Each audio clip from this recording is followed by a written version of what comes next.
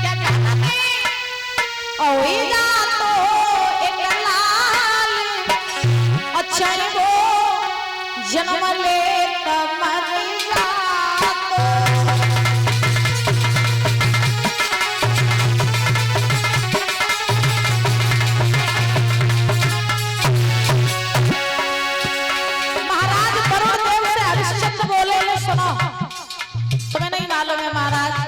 हमें ये चाहते हैं कि मेरे घर में एक बालक जन्म ले लेता, बेशक वो जन्म लेकर के मर जाता। जवाब दिया अरे घर में हुई जा तो एक लाल चाहे वो जन्म ले मर जा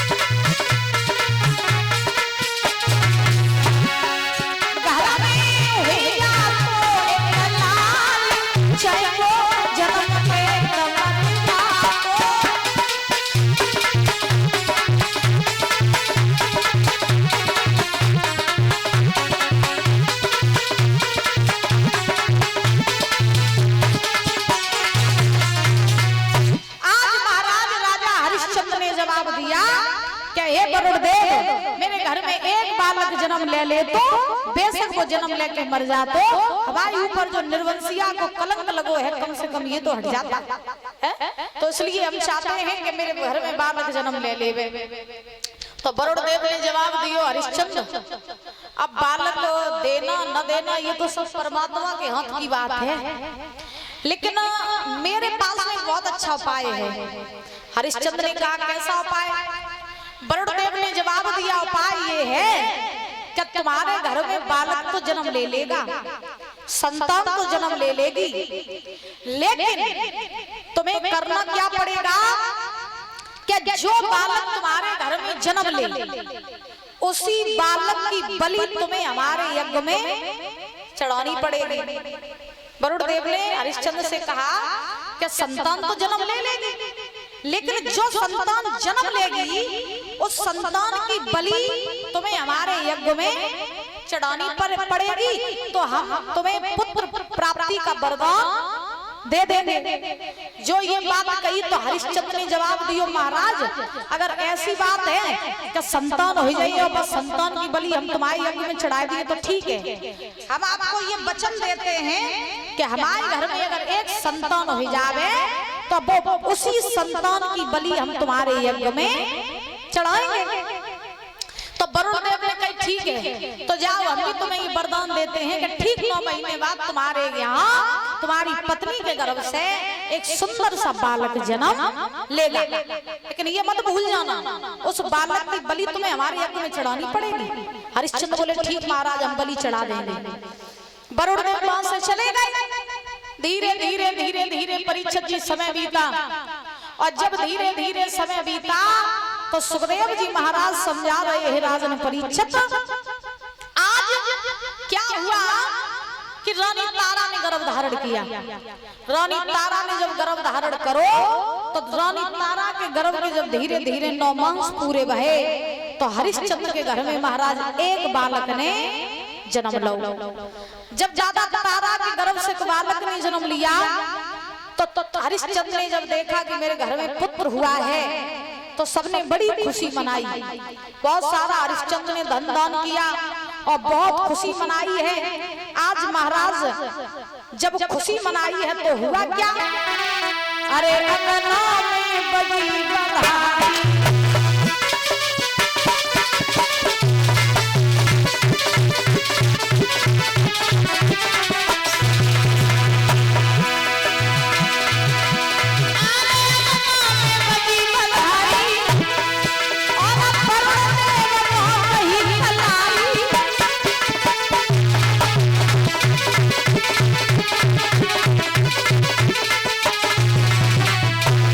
जब महाराज हरिश्चंद्र के घर में बालक ने जन्म लिया तो हरिश्चंद्र ने बहुत खुशी मनाई।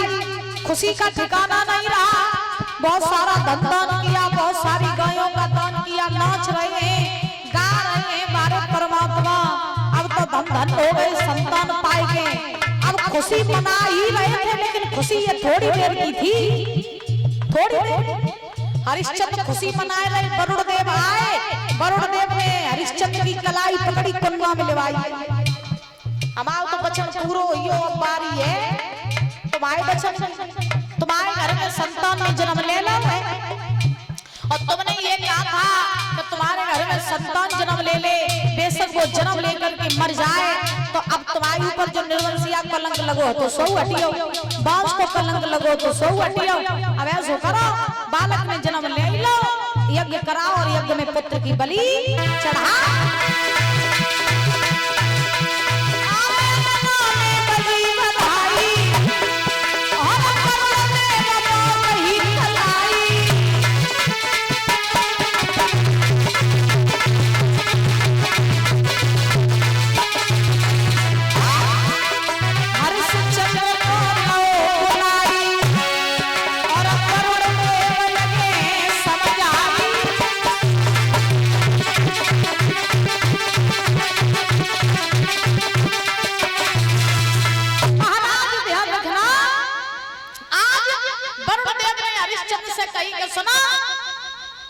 अब बालक तो हो ही गया है तुम्हारे घर में, अब उस बालक की बलि चढ़ाओ हमारे यज्ञ में। तुमने हमसे कहा था कि महाराज हम उस बालक की बलि आपके यज्ञ में चढ़ाएंगे, तो हमारा यज्ञ करवाओ और बालक की बलि हमारे यज्ञ में चढ़ाओ।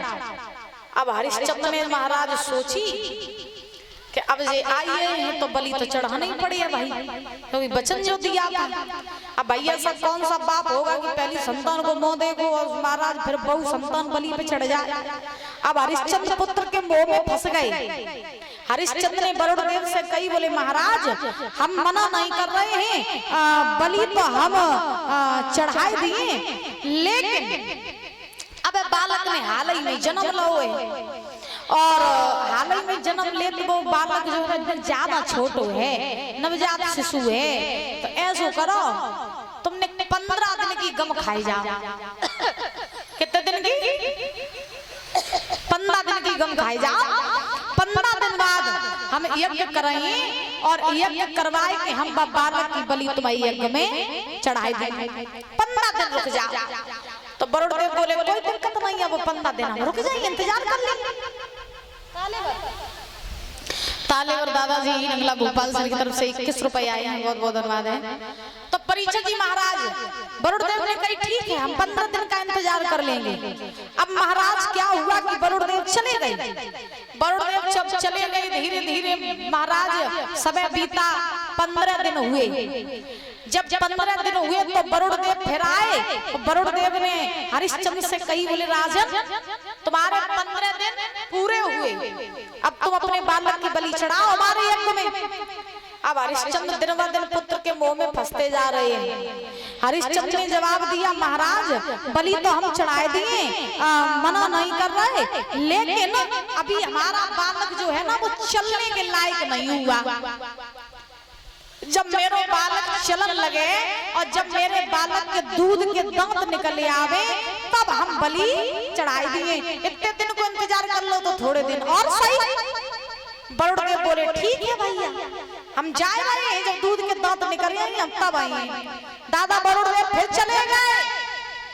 धीरे धीरे हरिश्चंद्र का वो बालक बड़ा हुआ, और जब बड़ा हुआ तो बालक का नाम पड़ा रोहितास।